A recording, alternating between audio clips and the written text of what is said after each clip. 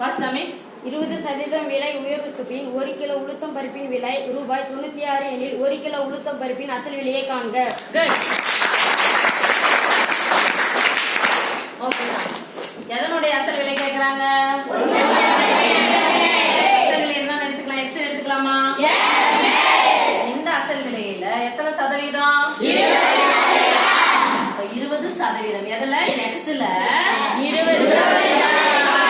என்ன குறிப்போம் நடுவுல? உயர்வுன்னு வச்சா முன்னாடி பிளஸ் பண்ணுமா மைனஸ் பண்ணுமா? ஈக்குவல் டு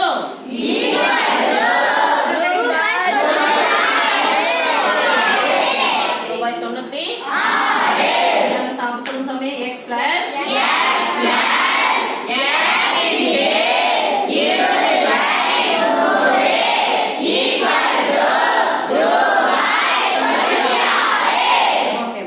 பண்ணிக்கலாமா? கேன்சல் பண்ணலாம். ஒரு ஜீரோ ஒரு ஜீரோ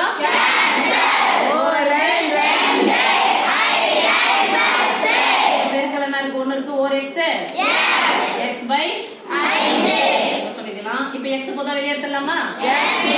ஒரு முழு எண் இருக்கு, ஒரு பின்ன எண், இந்த எக்ஸ் இது கூட சேர்ந்தது. அப்ப ரெண்டுத்துக்கு நடுவுல என்ன இருக்கு? பிளஸோ மைனஸோ இருந்துச்சுன்னா ரெண்டுத்துக்கும் பொதுவா எதனா இருக்கா பார்த்து ஃபர்ஸ்ட் வெளியே எடுத்துடலாம். ரெண்டுத்துக்கு பொதுவா என்ன வெளியே இருக்கு? ரெண்டுத்துக்கு பொதுவா இருக்கிறது எக்ஸ். எக்ஸ் வெளியே எடுத்துடலாம்.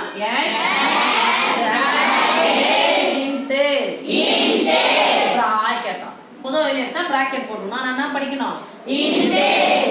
எத்தனை முறை சாமி எடுத்துக்கிறோம்? எத்தனை முறை எடுத்துக்கிறோம்? சொல்லுங்க. 1 பிளஸ் 4 1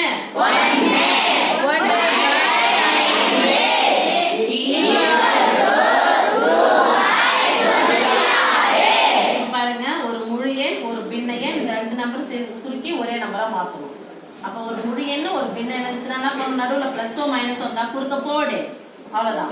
4 5 5 கூட 1 என்ன பண்ணணும்? 5 1 என்ன இருக்கு? எக்ஸ் இருக்கா? 4 5 5 1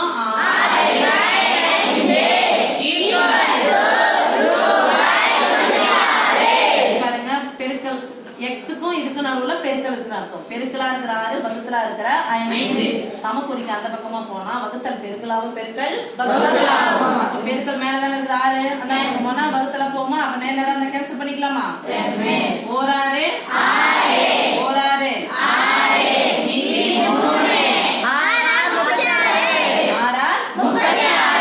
இப்போ இந்த வகுத்தலா இருக்கிற 5 அந்த பக்கம் போனா நான் மாறும்.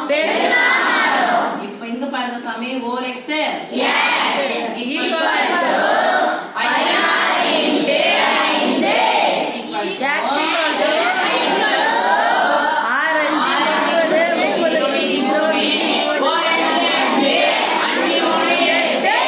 ரூபாய் போடவே இல்ல, போட்டுக்கலாம்.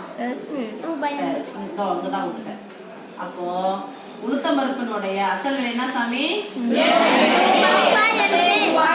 ரூபாய் 80 ரூபாய் இருக்கிற உளுத்தம் பருப்புடைய அசல் விலை 20% உயர்ந்துச்சுன்னா எவ்வளவா மாறிடுது?